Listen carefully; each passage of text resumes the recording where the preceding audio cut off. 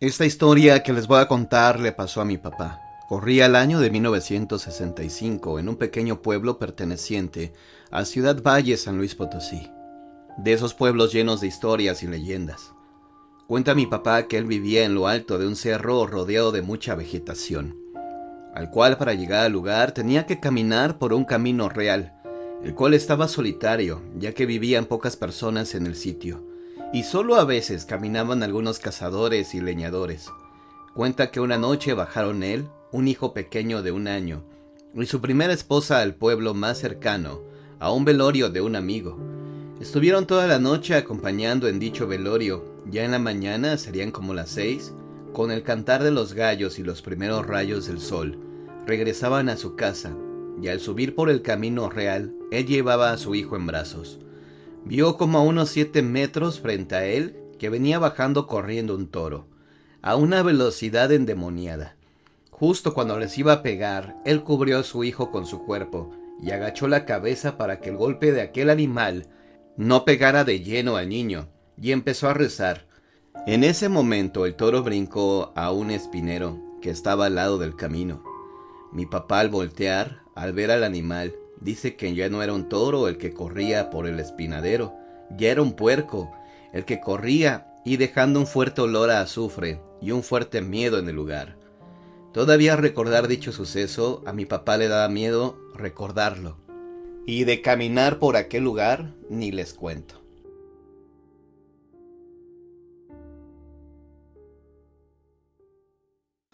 Cuando papá nos anunció que nos mudaríamos a un pequeño pueblo en Paraguay, todos nos quedamos desconcertados. Necesito aire fresco, decía, pero mamá parecía no creerle del todo. Y es que desde 1983, cuando me trasladé con mi familia a esa casa solitaria, rodeada de bosques, mi vida cambió para siempre. Mi papá era un empresario que viajaba mucho, pero mamá siempre sospechó que había algo más, que ocultaba una segunda vida. Yo no entendía por qué no le creía, pero ahora lo sé. La casa donde nos mudamos estaba alejada del pueblo, solitaria entre kilómetros de espeso bosque. Al principio el canto de los pájaros y el silencio del campo eran reconfortantes, pero con el paso de las semanas esos tranquilos sonidos nocturnos fueron reemplazados por unos aterradores aullidos y ladridos que retumbaban en la oscuridad.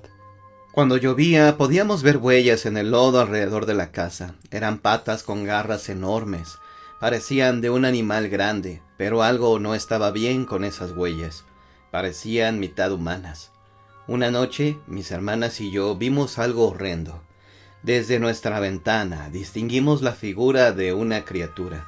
Era como un perro, pero enorme, con piernas largas y humanoides. Sus ojos brillaban en la oscuridad y sus dientes afilados se asomaban entre sus fauces. Nos escondimos bajo las sábanas, rezando en silencio. Una de esas noches, cuando los aullidos se intensificaron, papá decidió salir a buscar leña. Estaba seguro de que no había nada que temer, pero no volvió.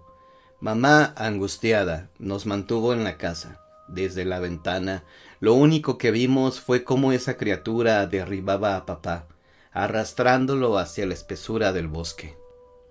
Días después, un vecino nos contó la leyenda de Luisón, un espíritu del folclore paraguayo. Era el séptimo hijo varón de Tao y Querana, condenado a convertirse en una bestia horrenda que se alimentaba de cadáveres y perseguía a aquellos con pecados no redimidos. El tiempo pasó, y entre las charlas de los pobladores supimos la verdad sobre mi padre. No era un simple empresario, era un sicario que había escapado de su oscuro pasado. El Luisón, según los ancianos del lugar, había venido a hacer justicia por las almas que papá había condenado. Nos mudamos a aquel pueblo, pero la sombra de Luisón y el recuerdo de mi padre nos siguen hasta hoy. El aire fresco que buscaba papá resultó ser el aliento frío de un pasado que nunca lo dejó escapar. Carlos era un joven periodista que trabajaba para una revista de misterio. Siempre le habían fascinado las historias de terror y las leyendas urbanas, y soñaba con viajar por el mundo para investigarlas. Un día recibió una oferta que no pudo rechazar. Le propusieron ir a Japón para hacer un reportaje sobre el famoso bosque de Aokigahara, también conocido como el bosque de los suicidios. Según la leyenda, el bosque de Aokigahara era un lugar maldito, donde los espíritus de los muertos vagaban sin descanso. Muchas personas se adentraban en él con la intención de quitarse la vida, y sus cuerpos quedaban colgados de los árboles o escondidos entre la vegetación. Carlos estaba decidido a averiguar la verdad sobre ese lugar, y se preparó para su viaje con entusiasmo. Llegó a Tokio y tomó un tren hasta la ciudad de Fujiyoshida, donde alquiló un coche para dirigirse al bosque. Antes de entrar, se detuvo en una tienda cercana a comprar provisiones y una brújula. El dependiente le miró con curiosidad y le preguntó si iba a visitar el bosque. Carlos asintió y le explicó que era periodista y que quería hacer un reportaje. El dependiente le advirtió que tuviera cuidado, que el bosque era peligroso y que muchos se perdían en él. Le dijo que siguiera el sendero marcado y que no se alejara demasiado. Carlos le agradeció el consejo y se despidió. Entró en el bosque con su mochila, su cámara y su grabadora. El lugar era impresionante. Un mar de árboles verdes que se extendía hasta donde alcanzaba la vista. El silencio era absoluto, solo roto por el crujir de las hojas bajo sus pies. Carlos se sintió invadido por una sensación de paz y de misterio. Siguió el sendero durante un rato, tomando fotos y grabando sus impresiones. No vio ningún cuerpo ni ningún indicio de suicidio, solo algunos carteles que pedían a los visitantes que respetaran la naturaleza y que buscaran ayuda si se sentían deprimidos. Carlos pensó que quizá la leyenda era exagerada o que las autoridades limpiaban el bosque con frecuencia. Decidió adentrarse más en el bosque siguiendo su brújula. Quería encontrar algo más interesante para su reportaje, algo que demostrara que el bosque era realmente un lugar sobrenatural. Se internó entre los árboles, alejándose del sendero. Caminó durante media hora sin encontrar nada fuera de lo común. Se detuvo a beber agua y a revisar su cámara. De repente, escuchó un ruido detrás de él. Se giró y vio una figura colgada de una rama. Era un hombre joven vestido con un traje negro. Tenía una cuerda alrededor del cuello y los ojos abiertos y vidriosos. Carlos se quedó paralizado por el horror. Era el primer cadáver que veía en su vida. Se acercó lentamente al cuerpo, con la intención de tomar una foto. Cuando estuvo a pocos metros, el hombre abrió la boca y emitió un grito desgarrador. Carlos retrocedió asustado y tropezó con una raíz. Cayó al suelo y soltó su cámara. El hombre seguía gritando como si le doliera algo. Carlos se levantó y echó a correr, sin saber hacia dónde iba. Corrió sin rumbo por el bosque, tratando de alejarse del cadáver viviente. No sabía si estaba alucinando o si el bosque estaba embrujado.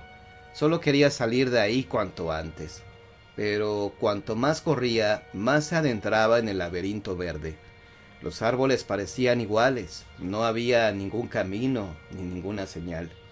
Carlos empezó a sentirse desorientado y agotado. Se detuvo a respirar y miró su brújula. La aguja giraba sin sentido, como si hubiera perdido el norte. Carlos sintió pánico. Estaba perdido en el bosque de los suicidas. Recordó lo que le había dicho el dependiente, que no se alejara del sendero marcado.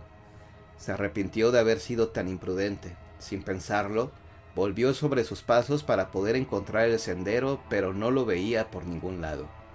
Empezó a ponerse nervioso, miraba para todos los lados y creía ver cadáveres colgados de los árboles, pero no estaba seguro. Empezó a oscurecer cuando de repente delante suyo había una pequeña cabaña. Seguro tendría víveres, pensó, y se adentró. Ya era de noche cuando empezó a bajar la temperatura y tenía mucho frío. Pudo con esfuerzo recoger unas maderas que había en la misma entrada y encendió un poco de fuego en la chimenea. Ya más tranquilo se dispuso a mirar lo que la cabaña guardaba y en los cajones de una mesilla encontró notas de la gente que seguro por ahí pasaba. Tomó una y la leyó en voz alta. Mamá, papá, Kevin, los amo con locura. He llegado hasta aquí. Hubo un silencio y de repente escrito por toda la hoja: quítate la vida, quítate la vida. ¡Oh, Dios mío! ¿Pero qué es esto?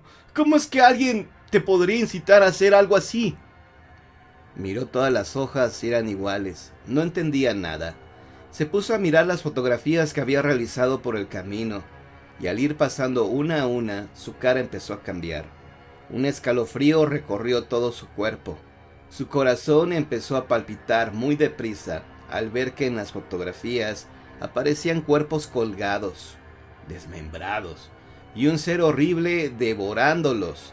Aterrado, tomó su mochila con todas sus cosas y salió de la cabaña huyendo, atravesando el bosque sin rumbo, cuando tropezó con unas raíces que sobresalían de un árbol enorme. Al incorporarse, alzó la mirada y pudo ver a ese ser horrible esperando su ocasión. Pero Carlos no estaba dispuesto a entregar su vida a este ser. Cada vez que miraba, estaba más cerca, y sin pensarlo, Carlos tomó su navaja que guardaba, y sin pensarlo, miró al cielo. Se hizo una foto con su teléfono móvil y se quitó la vida. Al día siguiente, unos excursionistas encontraron un cuerpo colgado de un gran árbol sin vida. Se trataba de Carlos. Cabe señalar que si en algún momento de tu vida has pensado en recurrir a esta puerta falsa, te invitamos a que platiques con tus amigos, que te acerques porque no estás solo. No cometas esta tontería.